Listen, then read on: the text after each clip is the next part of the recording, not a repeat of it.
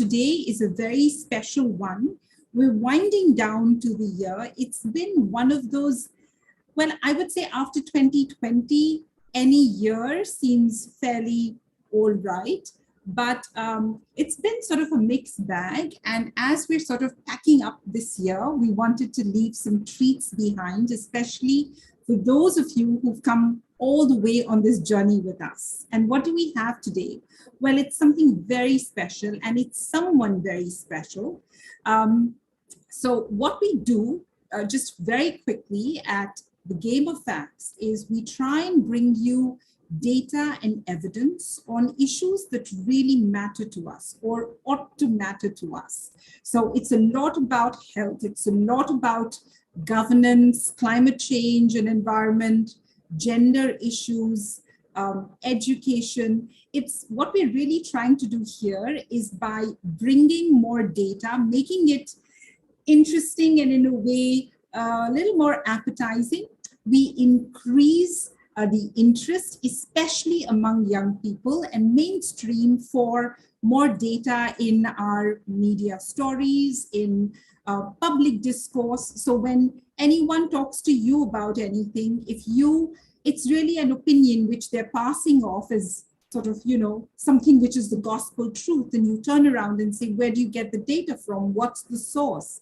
Suddenly a bulb goes off, right? I mean, then we're thinking about there's a responsibility that we have where we really need to say things in a more, in a more, I would say, a proper way, which is really by talking about, okay, is the data supporting the statement I'm making? And is this really something that we should probably be talking about in a more serious way? Now, it's as simple as that. We've tried to make this very exciting because at India Spend, which really powers India Fact Quiz, we bring a lot of long form stories, a lot of sort of reports, which can be, I would say, a little difficult to understand even for a lay person. And what we've tried to do is really gamify it, make it a little more interesting. And that's what the Game of Facts is all about. And who do we have with us today, and what book are you going to get at the end of this quiz? Well, let me tell you something about that. This person is a very, very special person. His name is Rejimon Kuttappan. He's the author of this book, Undocumented, Stories on Indian Migrants in the Gulf.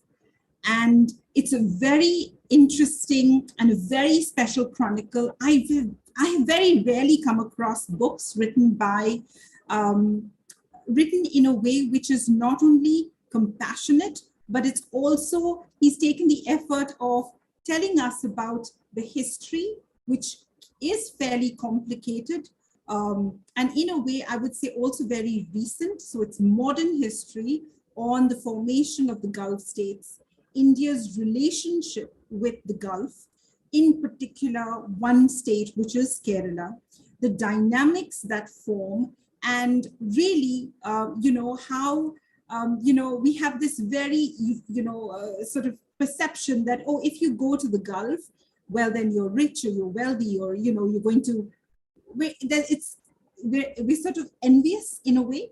But what we don't realize is all the pain and the trauma that people go through when they go there. There are, for all the success stories we hear about of people who have gone to the Gulf, there is that much more pain. And he's written this wonderful book. I'm going to have a little chat. I want to hear his thoughts as well. And if you have any questions, you want to ask him something, well, he's very much here in the room with us. I have a ton of questions for him. And he's a journalist. He's an investigative journalist. He's an author. This is a fabulous book of his, and 3 lucky winners today are going to walk away with Undocumented.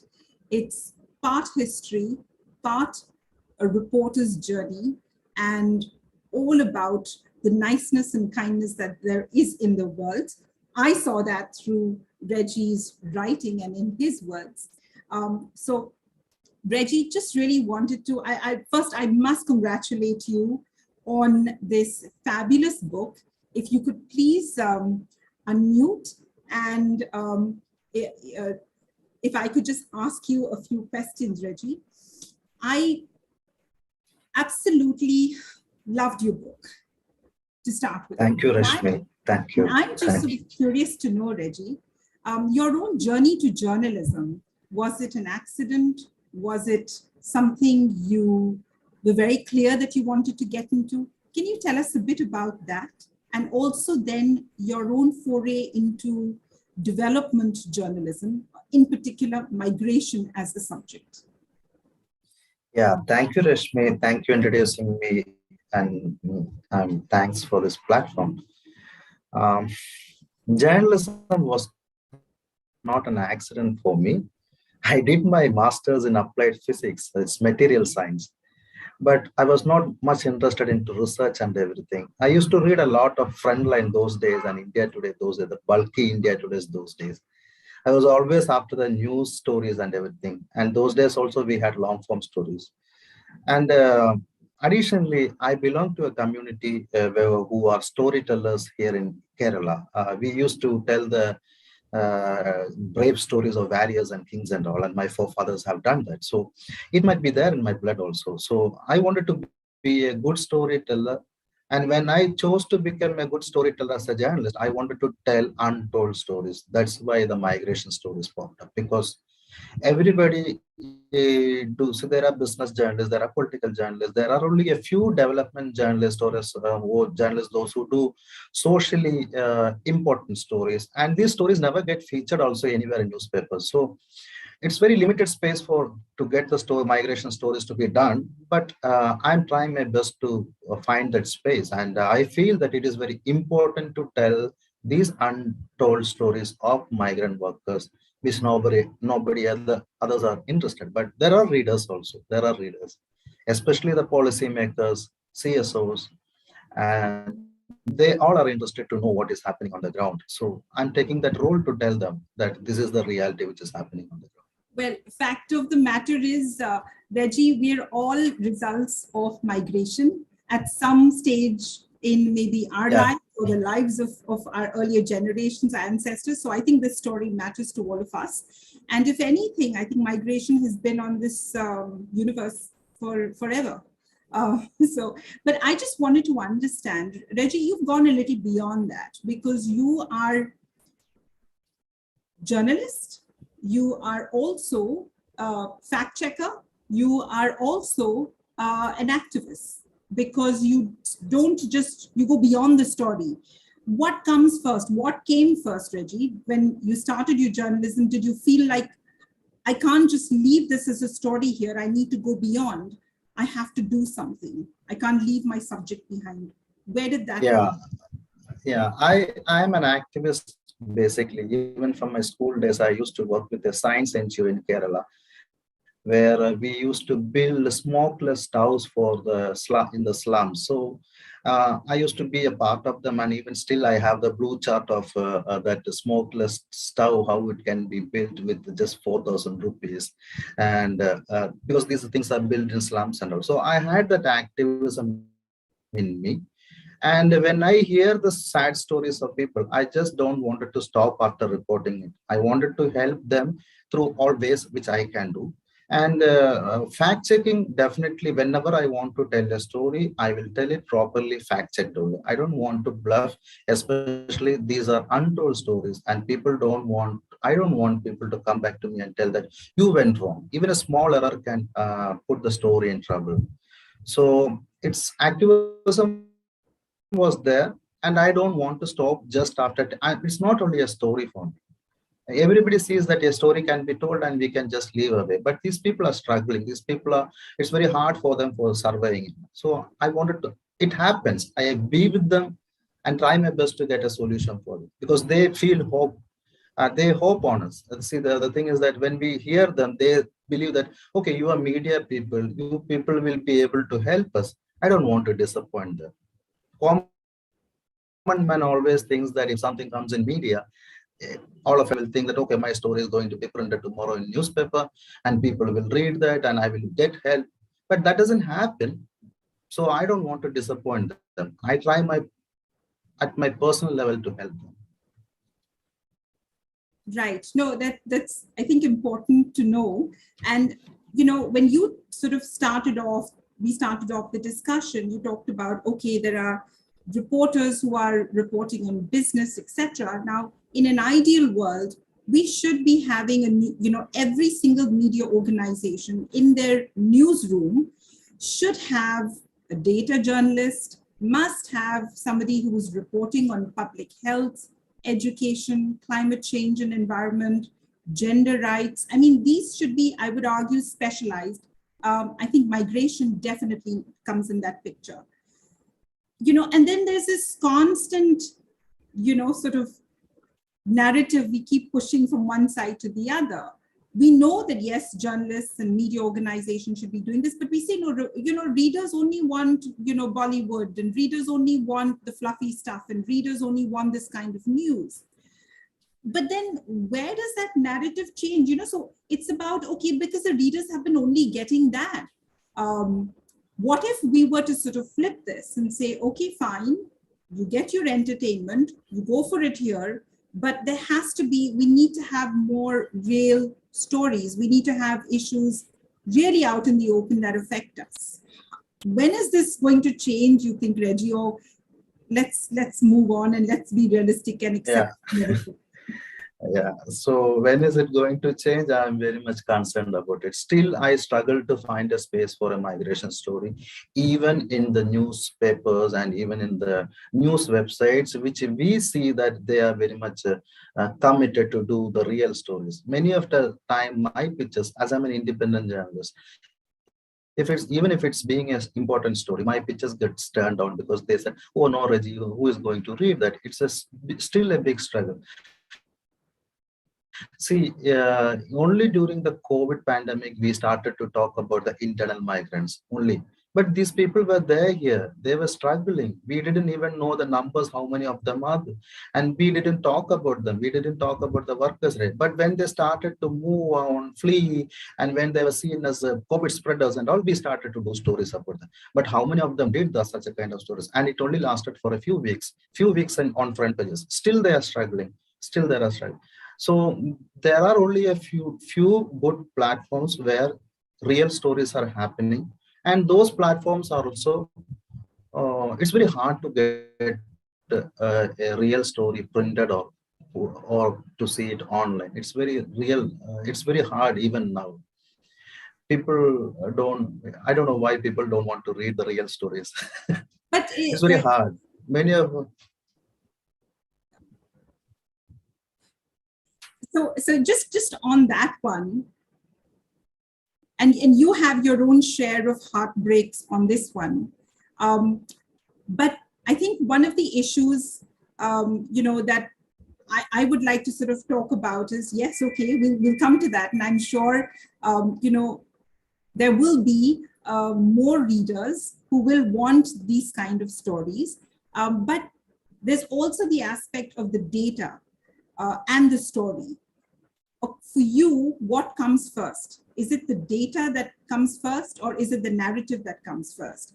Do you look at a certain situation and say, oh, this tells a story? Or do you look at numbers and then say, okay, I'm seeing a pattern here. I see something that needs to be looked into. How do you really go about analyzing, whether this is worth pursuing as a story or not? It's always data for me, Rashmi. Or when the data, we get a fresh data, it's very, then it makes a story. Because see, for an example, we can say, people are returning from Gulf due to the COVID pandemic. Nobody will read that story, even if the headline is even if we have a very dramatic narrative intro and all. But when we give a numbers that out of 15 lakh, 12 lakh who returned are jobless and returning empty-handed, then the people will think about, oh, this is an important thing, oh, this is happening there. So it's always data for me, but definitely there is a narration. But I start off with the data, or even if it is an intro doesn't have a data, there will be definitely data in the second paragraph saying that, okay, this is the situation. Only with numbers, but we cannot just say a story with only numbers. See, 10 farmers committed suicide. Nobody will read that. Nobody will read that. But if we go with a more narrative format, why they committed suicide, what is the reason behind that, how their family are going to struggle, and what is the government policy which pushed them to commit a suicide, then definitely they will be read. But then again, the story focus is that 10 farmers committed suicide. Both are needed, but without a data, I think always think that there is no story. Even I go for TV debates, and people here in Kerala like me only because I focus more on data, and they call me I'm a data man. Yeah. So, Reggie, then there's more heartbreak in this for you, because we all know that we struggle for data when we need it. A lot of times the data is available, but it's available in forms that you can't use it. Sometimes, you're really grappling with, and, there'll be some civil society organizations that probably have data you've not thought of going there. Government data is a little outdated, not coming adequately. How do you work with the fact that we still are struggling as data journalists to get quality data? It's very hard in India, even despite we claim that we are more transparent and everything, it's very hard to get data. And I depend on RTIs, I depend on parliament data, and I frequently check. I have a habit of checking that when the parliament session happens, I just go to the Lok Sabha website and give a search of migration, and there the data pops up. See, now recently, 2-3 days ago, we got a data that 4,048 something Indians died due to COVID abroad, that's outside India. So that data we got it only through the parliament, but this data doesn't get disseminated properly because,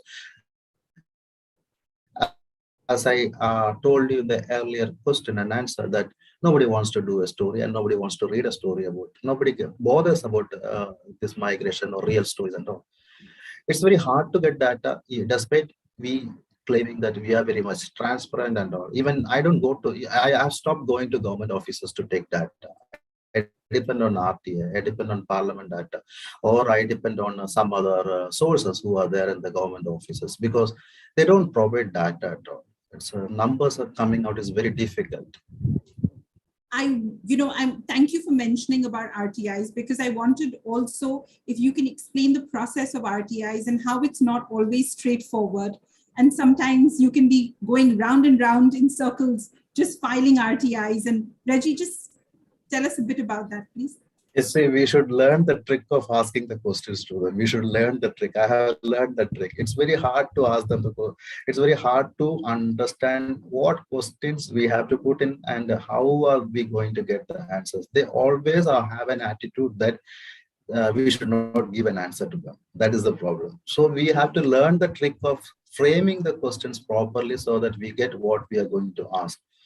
And the process, I do it online, but in the state, we have to go and visit the offices, concerned offices, and then give it. Interestingly, during COVID, even now, when we file RTIs in the government offices in Kerala, they say that as there is COVID and staff shortage, it is very hard to get a data. You have to wait. It means that the RTI Act says that within 30 days, you have to get an answer. And they don't give an answer in 30 days. They say that it is due to COVID. We don't have staff here, and it takes time and all. So many such things happen, and I keep on changing the questions. It's very hard to keep on repeating the question, and it takes time also. And most of the RTA answers, even if it is very simple and it's they want to give it also, they keep it for the last. It always comes between 26th and 30th day after filing the. And especially the Indian embassies in the Gulf, they always put it on 29th or 30th day we get an answer. So that then we lose that much of time to file a story. Then if the answers are not sufficient, we have to repeat again the reframing the questions, repeat again the person, and it may take again 29 days for them to answer. So they have an attitude not to answer, but we don't have any other option to push them to get the answer. Well, that's fantastic. I think that's a great learning to learn how to ask the right questions.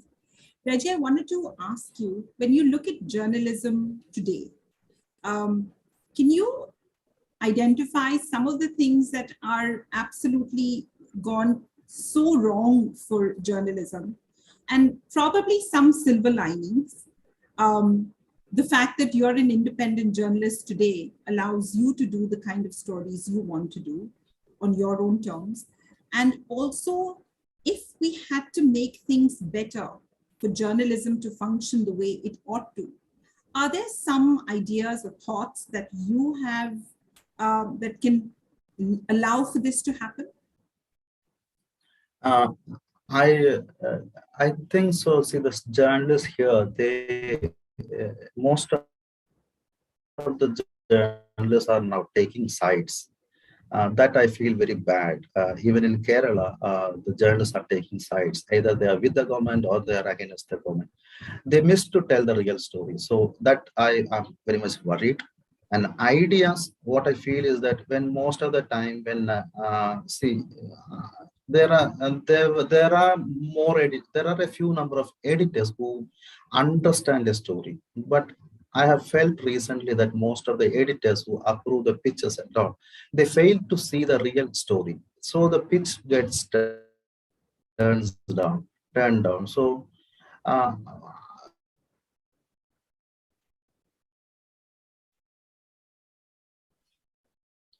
hello. Yes, Can yes, you, we yeah. can hear you. So it's only because uh, there is a lack of understanding what is a real story and what is not a story. And I don't know. I'm not that kind of experienced journalist to say what we are lacking and all. But what I feel is that sometimes editors fail to see a real story when it is backed up by data and all. They fail to understand the pitch. That's very much worrying, and we have to turn it down. So what we're going to do right now, Reggie, is we're going to start the quiz, and I still have some questions for you, but I just realized that some of these questions we could really intersperse with the quiz. So, and you're going to be joining us, which is fabulous. Yes. So I'm going to start with the quiz, and then we'll continue our conversation as we go along. Reggie, thank you for joining us for the quiz as well. I know you've got a busy launch schedule of your book happening, and really appreciate you supporting us minions today for this session. So I'm going to share my screen, and I would just request everyone to put in their game pin. You already have it. Udit's already there. Purvi, Jojo, Zamir, Sharvani, Abhay. Reggie, a lot of them are absolute regulars. They're family for us. The Pankers, Okay. Pratham, Nishant, Prem, Isha, Vinod, Ritesh, Padmaja, Kartikeya, Shri Harshita, Nirav, Sonal, Saurav. Thank you all, Rohit, for joining us. It's a very special edition, and we have someone very special as well. He's a migration guru. So he knows a lot about this subject, and he's going to take us. These are very, so please don't get a little sort of worried or why did I join this game of facts? It's all about a very dense subject. It's not. It's very commonsensical. The same rules apply. Please test your bias and just use your observations when you're answering the questions. As usual, we have 3 poll questions, and then we get into the actual quiz, which has 10 questions. All right, so here we go. And this is the first question coming up. Poll questions. Those of you who are new, you're going to get familiar with the format. And no answer is wrong. So that's the best part about this session. The first question that we have for you, and it's a multi-select. Would you rather move abroad and settle down there forever, or move abroad for a few years and then come back whenever that is, stay in India, but very clear, we want to be in the hills or the beach or somewhere cool, or you're in India, but in a city of your choice. So you don't want to be in Delhi, that's perfectly fine. So clearly, we have quite a few takers who want to stay in India, but on your own terms, in the hills or the beach. And then we have people who want to move abroad and then come back after a few years, which is, I think, a practical solution. You get the best of both. Reggie, you've done this. Of course, I must make it a point here, and I would say it's a badge of honor, Reggie, that you actually got thrown out or kicked out of, Yeah. of the gun. Clearly, your journalism was very, very impactful. And then, of course, it's about, well, hung parliament on moving abroad for good or staying in India, but clearly in an urban setting. All right, the next question. One app you simply cannot do without. Is it the social media messaging apps like WhatsApp, Twitter, what have you? Food delivery app like a Swiggy or a Zomato, maybe shopping and entertainment, or a dating app. That one app that you can let everything go, but this you've got to keep with you. Okay, so clearly I think that's all the more reason why we need India Fact Quiz, and we need a lot of fact checking, and we need a lot of fake news busting, because the messaging and the social media messaging clearly is what is very important to us, and we really need it, but we need it in a much better way than it is right now. As usual, we always ask you for a word cloud, and you always do it so well for us. The one thing or person you take for granted, but you cannot do without. It could be a person, or it could be a thing. It could be your simple, as Mrs. Obama says, freedoms, or your mom, or anything of that sort that you generally take for granted, but you can't do without.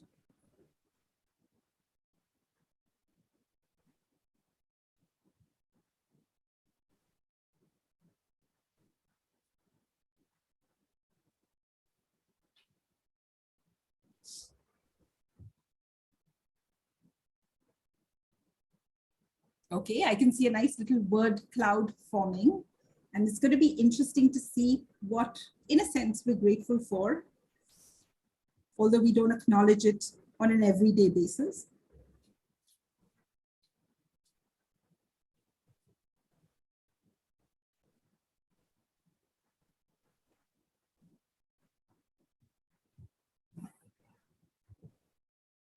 Okay, you know, I really do think that it is, it's a badge of privilege to be taken for granted. Moms know this. We know that, you know, we're taken for granted. I'm a mom too.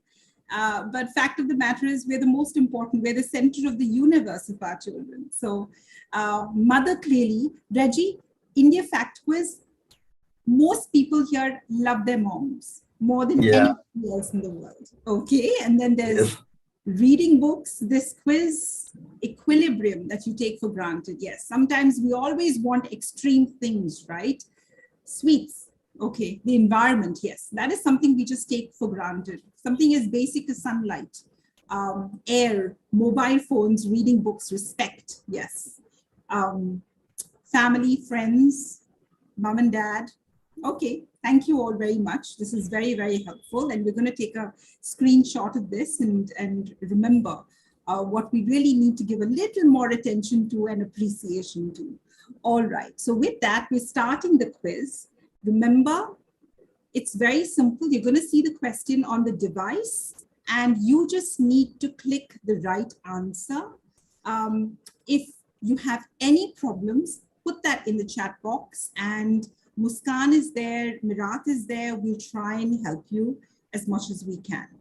All right, so we're going to start this quiz. All the best to everyone. And 3 winners are going to walk away with Undocumented, which is written by Rejimon Kuttappan. He's with us here today. And we're going to get into the first question. The number of citizens brought back to India from all over the world under the Vande Bharat mission. Is it 18.9 million, 12.9 million, 8.9 million, or 6.9 million?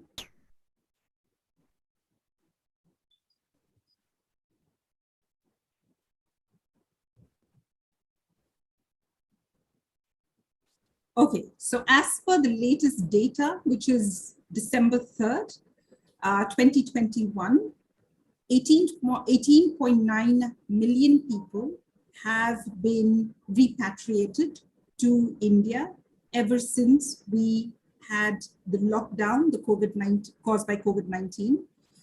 So it's been quite an expensive and intensive operation, if you will. So Reggie, now we're going to take a look at the scoreboard. It is very dynamic. This person has got the answer right and was the fastest to answer it. So Parisha it is, and followed by Vanshika, Rohit, Madan, and Kartikeya. All right, we're going to get into the next question. Double points for this. The number of Indians currently living in Gulf countries, is it 5.7 million, 8.7 million, 12.7 million, or 3.7 million?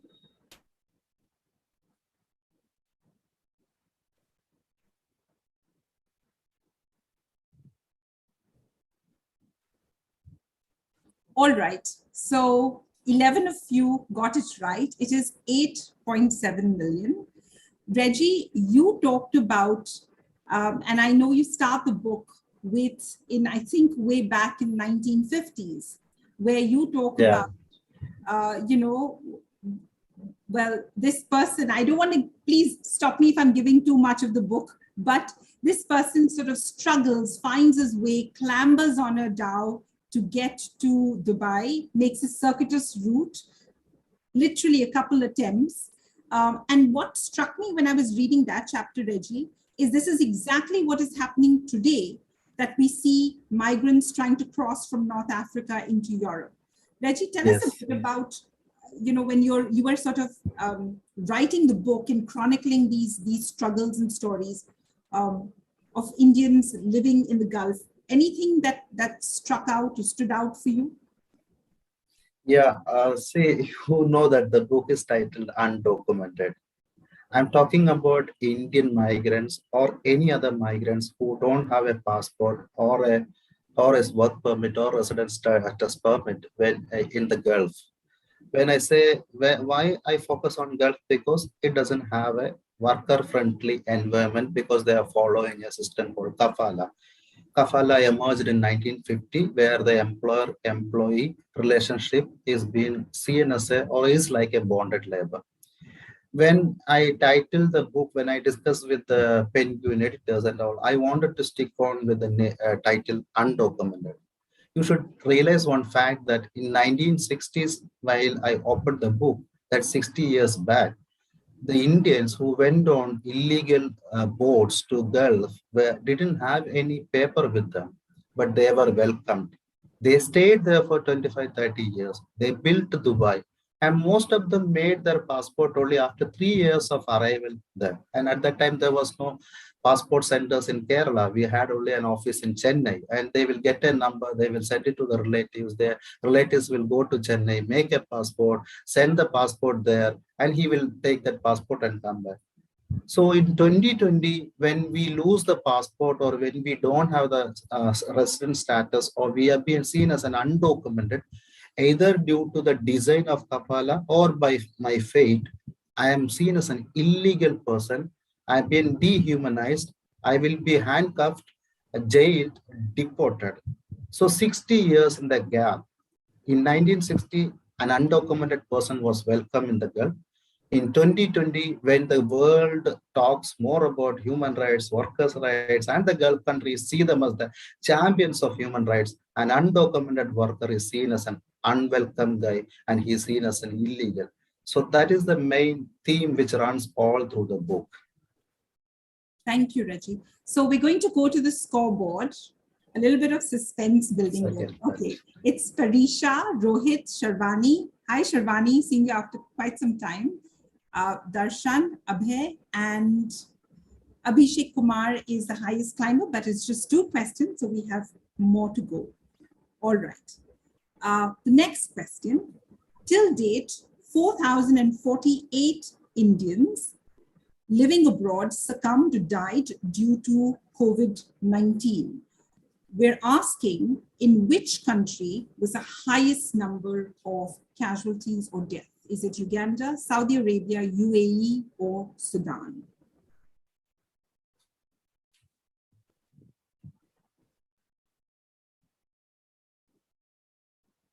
Right. Any surprises there, Reggie? No, 12 people have said Saudi Arabia. So, yeah. All right. But we would have expected 13 people said Sudan as well. You would probably not have thought it would be this bad. But you, Reggie, did also help in people getting back and just wanted to sort of highlight that aspect. And yeah. Yeah, see, as I told, it's a kafala system there. So the employer-employee relations are always very difficult. They are not a worker-friendly countries, these Gulf countries. Another thing is that these countries are a very new countries. They all emerged during the 1960 and 70, and their public health system is very weak there. The hospitals are private hospitals, and that's why the Arabs come to India and go to Thailand for medical needs, and we call it as medical tourism and all. Many Arabs come to India because they don't get a bed there in government hospital. They have to wait for a lot.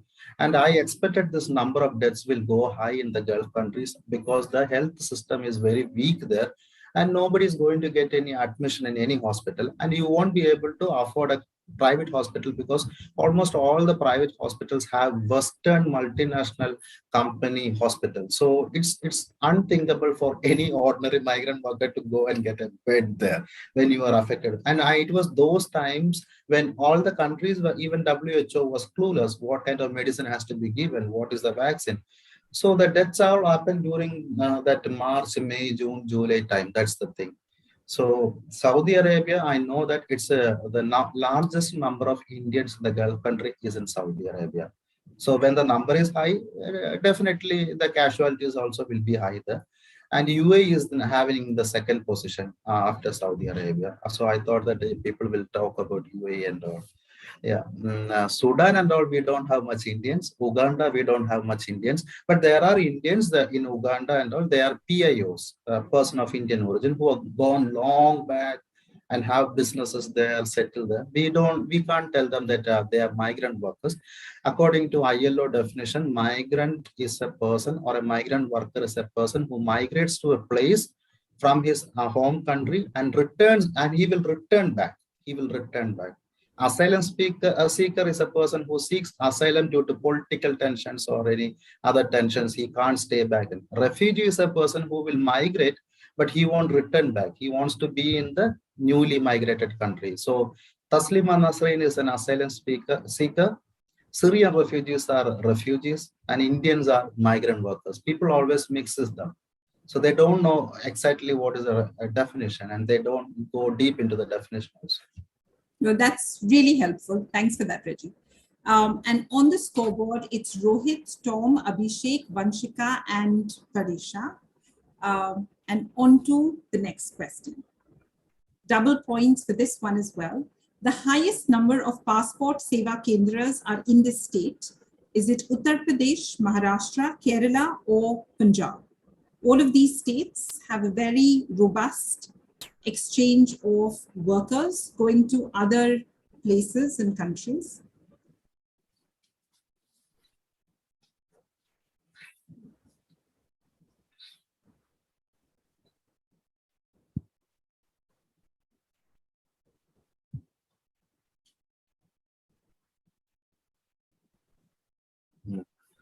Right, okay. This is great because, yes, Kerala it is. In fact, I think Kerala has the record highest. I think it's 13 passport Seva Kendras. Uttar Pradesh, Maharashtra, Punjab all have single digit. So it's kind of interesting to see that. All right, we'll take a look at the scoreboard again. It's Tom now, followed by Rohit, Kartikeya, Abhay, and Padmaja. We all know by the time we come to the podium, it's a whole fresh set of names. So just keep going, keep at it, and you'll get there. All right. The next question. The language with the highest level of proficiency among the Indian Foreign Service officers, we're talking about 2020-21, Chinese, Arabic, French, or Russian. What do you think most IFS officers are comfortable speaking, writing, reading, etc.?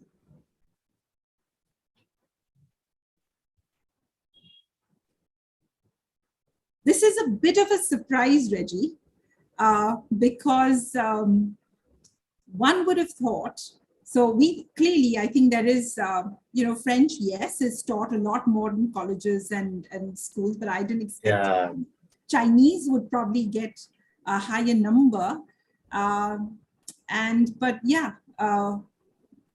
It's actually Arabic, which is out of the 722 IFS cadre of officers, the majority of them speak, know, are proficient in Arabic. And then it is French, Russian, and Chinese comes last. All right. It's Kartikeya now, followed by Tom, Rohit, Abhay, and Sharvani. And we'll get into the next question. This is a true or false, and you get double points for this one. There are more Indians in Israel compared to Kenya. We're talking about NRIs and persons of Indian origins. We are comparing Israel and we are comparing Kenya. We have a very deep relationship with both these countries. Is this statement true or false? So yes, that is true. There are more Indians, both non-resident and persons of Indian origin, living in Israel than Kenya. Of course, Kenya is, I think, more it's more an obvious choice, I would have thought. So those of you who got it wrong, well, I probably would have been in your camp. And the scoreboard says now Tom is in the lead, followed by Rohit, Abhay, Kartikeya, and Tanmay. We'll get into the next question, another true or false, and double points for this one as well. There are more persons of Indian origin in the United Kingdom compared to South Africa. We are comparing the United Kingdom and South Africa, and we're focusing on persons of Indian origin. Again, very deep relations with both these countries.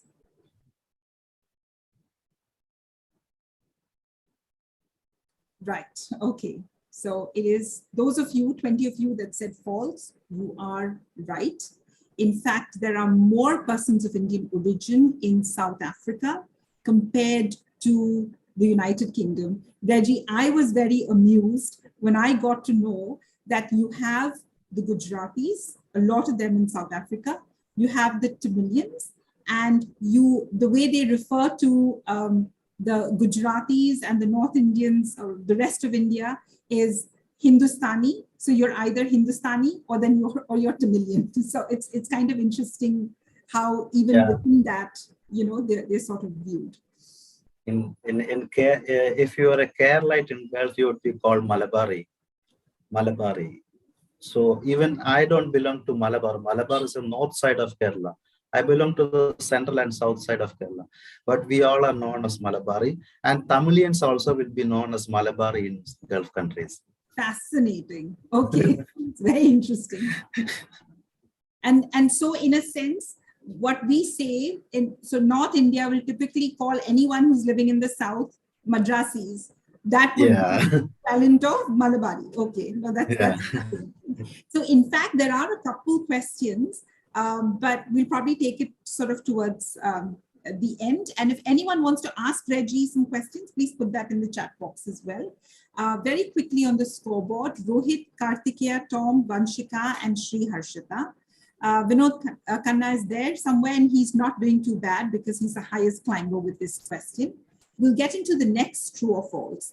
There are more NRIs in UAE compared to the United States of America. We're comparing UAE and the US, and we're saying there are more NRIs in UAE compared to the US. Is this statement true or faults.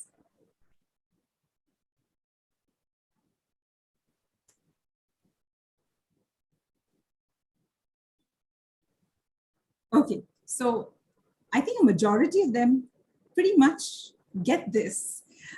So yes, actually the UAE has more NRIs, very, very few. I think practically very, very negligible percent of PIOs compared to the United States of America.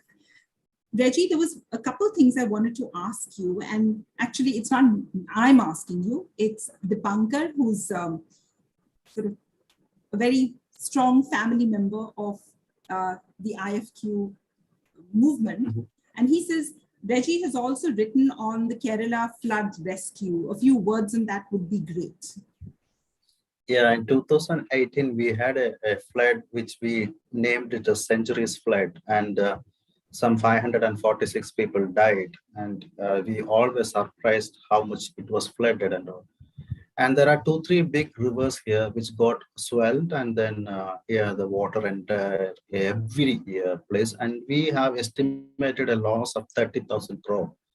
And Indian forces, the defense, Navy, Air Force, everybody were pressed into service to rescue people, but they could rescue only 8,000 people. But the fishermen from the south of Kerala, they realized the fact that their help is needed, and they went on 600 boats and they rescued 60,000 people. If these fishermen were not there, our death toll would have been more than 5,000 or 15,000 or 50,000 or something. And this most of the tragedies happened where it's called a place called Chenganur, Pandalam and all. You know, that place also has an interesting story with migration. It is the place where most of the people migrate to Gulf and America and Europe. So the aged parents alone will be back home. And these are all like villas and mansions and palaces, these houses. And these poor people, they will be aged and they will be stuck there. They don't know what to do. And it was these fishermen who went there and he rescued this father and mother of people who are there in America, Europe and all. This place is known for America, Europe migration. And they used to call directly when these fishermen were going live on Facebook and all, the many people, they started to call and give them direction. See, my mother and father is there in that house. Would you please turn your boat to that side? I want to know what happened. So I did a story for Asia Times about 3-4 fishermen who rescued 28 orphans from an orphanage in an area when it was flooded, and it was a very daring rescue. I did a story for Asia Times, and the story became viral. But then I realized that if you stop it telling their stories, and most of the stories are online, you know, and you don't know when the websites will go down, people will forget these heroic acts. So I wanted it to be in the print. So I started to chronicling these people, talk to them, stay with them in the coastal area when they come back after fishing. 6 months I stayed with them, and I got some 10 boat stories with a different experience. Even casteism was there. There was a Brahmin family who didn't want to board on the boat which is being taken by a Muslim and a Christian fishermen. And finally they had to call the police, and police forced them to board the boat. Otherwise they would be stranded there and they may die also, because there was lack of food in many areas. There were lack of food. And these people without food, these fishermen without food, without proper dress, and without no payment. Even some of the fishermen, they didn't wait for registering their name with the government while going to the rescue operation. So after the rescue operation, everything was done. When they returned, there was fuel charges given for this fisherman. And many didn't get, because the government said that, no, you people didn't register. How can we trust that you people went for a rescue operation? And they didn't wait for that. They got embarrassed. They came back with some other people giving them money and all. So there are many good stories there. And interestingly, a few days ago, I saw that the Kerala Assembly Library has my book there. So after 10 years, I want people to know that there was a Saju, there was a Jack, there was a Muhammad, there was a Anto who have gone there to rescue people. I don't want that to go unnoticed. That's what the reason I told that stories and I wrote that book. It's absolutely fascinating. I mean, I think it's just so interesting.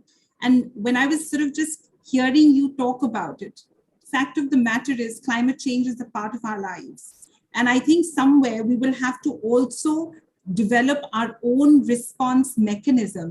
And I think had it not been for these fishermen, really, like you said, the story would have been turned out very, very differently.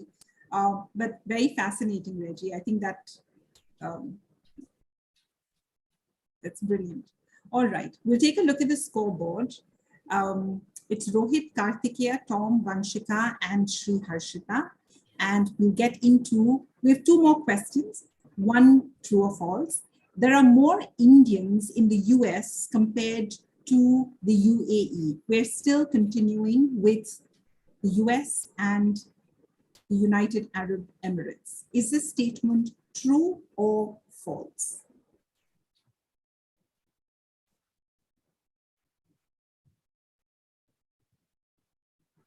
Okay, so I think in a way, we kind of gave the answer out in the earlier question. This statement is true because when you consolidate the non-resident Indians and the people of or persons of Indian origin, they are much higher compared to the UAE. So yes, the statement is true. And I had one more question for you because we're coming to the end of the quiz. Reggie, Udit Nair is our unofficial reviewer. He reviews all our books and probably incentivizes him to play the game of facts more often. He talks about a movie called Pathe Mari. I think, I don't know whether I'm pronouncing it right. And yes. which sort of deals with this whole migrant issue. And he wanted to know if, Reggie, you've seen it. And if yes, how much reality is showcased in it? Yeah, I have seen that book. And so I have seen that movie, and it talks about reality. Most of the migrant workers who go there, who went on those days on boats and all, they were not willing to move up the ladder, and they didn't want to earn a lot of money and all. They just had very small dreams: build a house, marry off my daughter or sister. That's it. And people were not ready to. People were not greedy those times. That's the reason. People were not greedy, and they were happy with whatever money was coming. So this movie, yeah, it talks about reality, and there are umpteen number of cases like which has been shown in that movie. Many people who went those days didn't make much money. They might have built a small house. That's it. And being a migrant worker, no, in Gulf country, you don't make much money. Only you make money only if you are into business like petrol, if you are running a supermarket, if you are running a hospital, those kind of things only you get money, you make money. Otherwise, it's like in India, you are a monthly wage earner, and in Gulf, you are a monthly wage earner under kafala, which is very exploitative and which doesn't guarantee you monthly salary, which doesn't guarantee you the overtime and all. And there is a reason also. See, monthly wage workers who take a visa from here, they still people pay 1 lakh rupees to get a visa. We say it as debt bondage. For the first 1 year or 2 year, you work there and you are repaying that debt here. And after the 2 years only, you may be starting to earn a little bit. And by that time, there will be unexpected medical emergencies or people, children might be going for higher studies and all. So then again, you get fall into the vicious circle. And that's why many people who stay there back for 10 years, 15 years, 20 years, and finally they don't make much money. And in between some COVID like something happens, you don't even get your end of service benefit and all. So 90% of the migration stories to the Gulf is sad story. Only 10% are rags to riches kind of thing and all. And they are into business. Business people can make money, but monthly wage.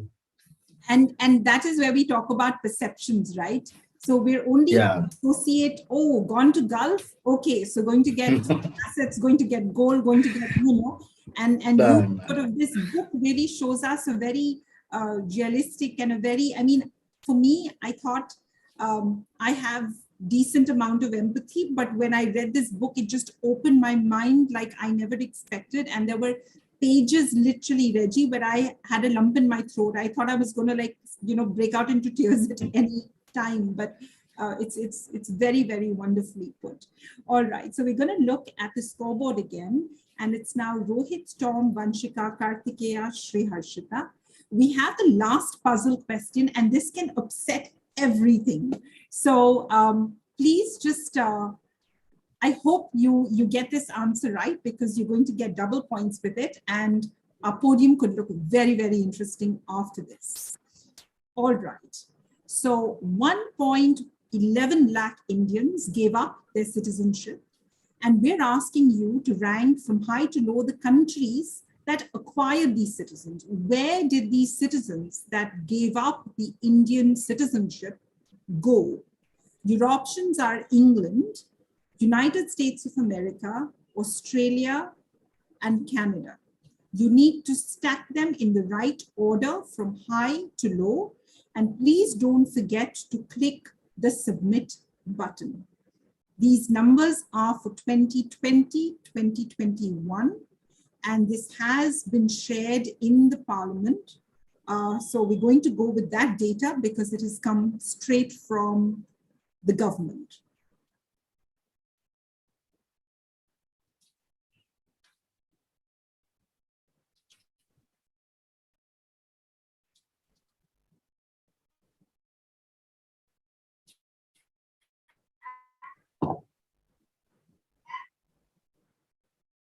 So here we have it.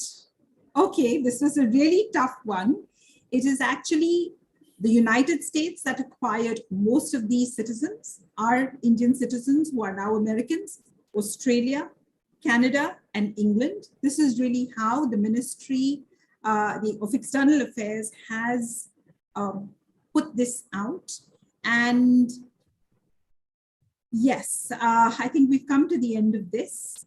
Udit had something to say to you, and since we're not in the chat box, he says, thank you for your insights, and he looks forward to reading your books, and it was very informative and very insightful, both the quiz, but more the talk.